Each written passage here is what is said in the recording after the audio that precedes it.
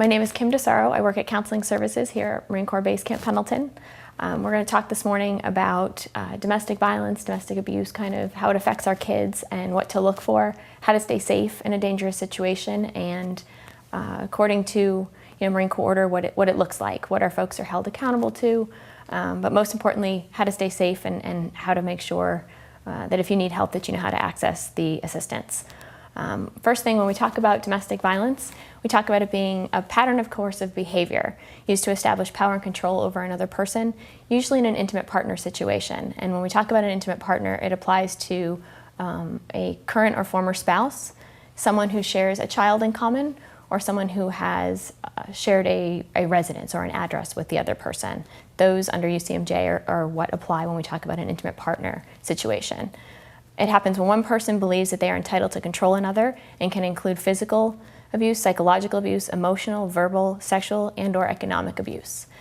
When we talk about sometimes why it happens and how it happens, it usually happens slowly. It happens as a pattern of behavior gradually. Most of the time you're not going to see it right off the bat on a first date or first reunion or situation that you're together, but it is going to happen gradually if it's going to happen at all. There is a definite cycle that combines the good times with often subtle abusive acts that allow the abuser to gain power and control over the relationship, and eventually the victim to feel emotionally dependent and helpless. By the time a pattern has emerged, there are often children in the situation, financial ties, emotional bonds, things that make it much more difficult to break the tie or to try to attain safety or leave the situation. There's definitely some miscommunication or misunderstanding about why people stay. It usually does have a lot to do with different risk factors, different reasons, and everybody has their reasons why. The most important thing is that if you do feel like when we talk about this stuff today, if any of this does apply to you, that you make sure that you get to safety and that you make sure that you talk to somebody if you feel that you need the support. When we talk about different types of abuse, a lot of people only think that abuse or violence is physical, but we talk about there's different types. When we talk about physical abuse, it's some of the, I don't want to say self-explanatory stuff, but it's slapping, hitting, pushing, punching, grabbing, preventing somebody from leaving a situation if they want to, physically. If someone's trying to leave an entrance or an exit, and someone stands in front of them and won't allow them to leave. Restraining, abandoning them in a dangerous place is also something that we see. Get into a fight and someone just kind of asks you to get out of the car and leaves you in a situation that could be dangerous for you. Throwing things, destroying property. Usually when we talk about destroying property, it has to do with things that are important to you, not necessarily to the person who's throwing it. But they're doing it in order to gain power and control in a situation. Refusing to assist with medical care if that's the situation. And there's many more things that are on this list. These are just a few of the ones that we see. When we talk about emotional and psychological abuse, isolating a partner from family and friends, ignoring their feelings, ignoring your feelings, calling derogatory names, constant criticism, accusations of infidelity, manipulating with lies, threats to take away the children, such as if you do A and B, then I'll be sure to make sure you never see your children again. Or if you don't do this, I'll make sure that happens. Excessive possessiveness. Otherwise, sometimes people think it's jealousy or, oh, they just really love me.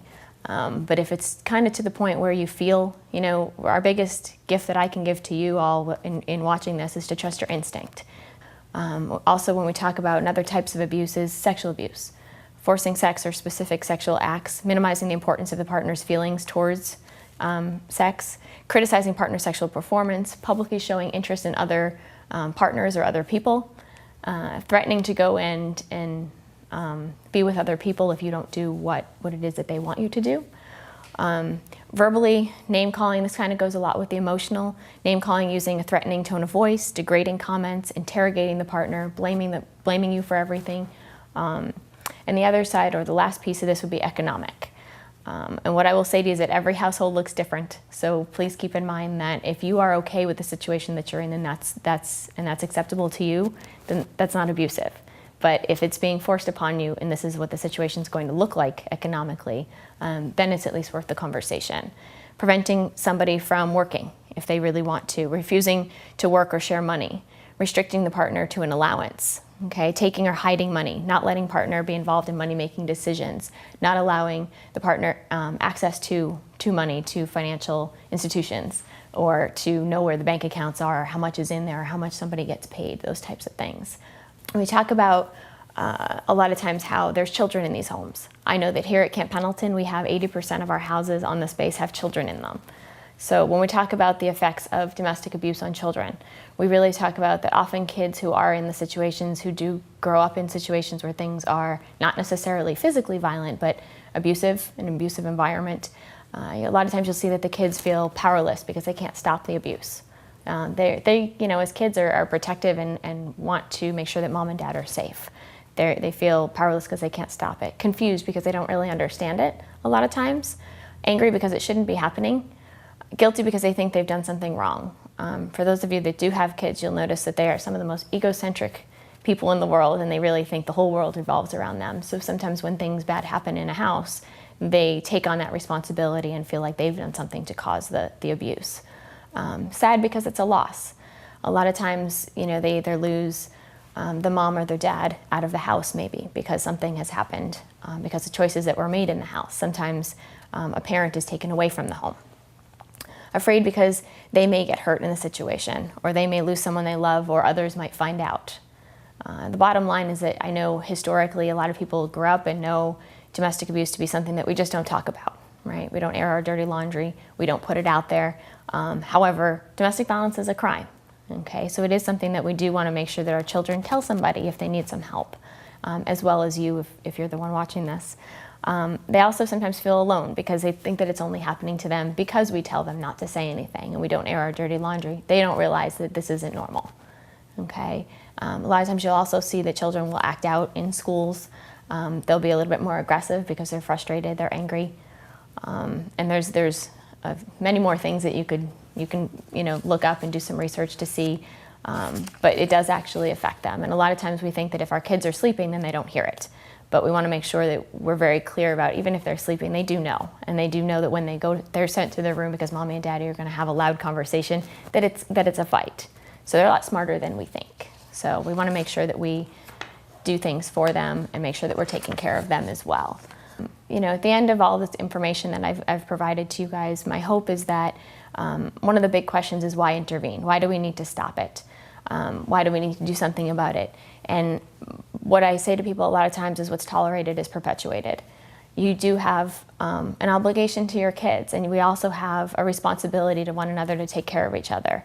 So if you see something, maybe this information that you're hearing today does not apply to you, but it may apply to your neighbor or to someone else that you care about. But it is up to us to intervene and to stop it for the safety of everybody, for the quality of the relationships in the household, for the kids, and for the legacy, to stop the legacy of violence. A lot of our situations that we see, people don't grow up and want to just be hurtful to their families. They've probably seen something a lot of the time. Legal and professional problems. And if this is an active duty person watching this, then because you're a mandated reporter, that's why you would intervene, if for none of the other reasons that we listed above, because you are a mandated reporter of crime. The options that are available to you if you are active duty or a dependent spouse to report domestic violence if you are a victim of it would be something that we call restricted reporting. Restricted reporting is available for the folks that I listed above who wish to confidentially disclose the crime to specifically identified individuals without triggering the official investigative system.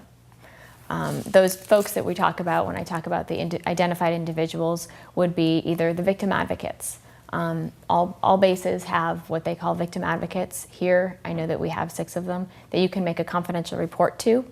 Most of them housed under counseling services. You can obviously talk to chaplains because they have privilege. And medical personnel, however, I would ask that you check with your local jurisdiction where you live. Some of you don't live here in California, so check with them to see if they are mandated reporters of domestic violence before you would speak to them. And anybody in your counseling services personnel can also take a restricted report. Your other option that is available to you would be to make an unrestricted report of domestic abuse, and that would be that you can notify any of the people that were listed previously. And what it will do is they will contact law enforcement, or they will engage the system and make sure that command is notified, individuals are notified, and that the support services are put into place. It is not, however, a confidential report. There's different things, and if you were to look into them and kind of see the differences, obviously if someone were to make a restricted report and make it as a confidential report, there's not a lot of accountability because there's no documentation of the crime that occurred, as far as from a physical standpoint and pictures being taken and that type of thing. And if you were to make an unrestricted report, then they can document the crime scene as to where the abuse occurred and also take some photographs and stuff for you to make sure that it's documented. If any of the stuff that we talked about here does apply to you today and you're not ready or not able to get a hold of somebody to make a report, I would ask that you at least take these into consideration. Take these tips and tools.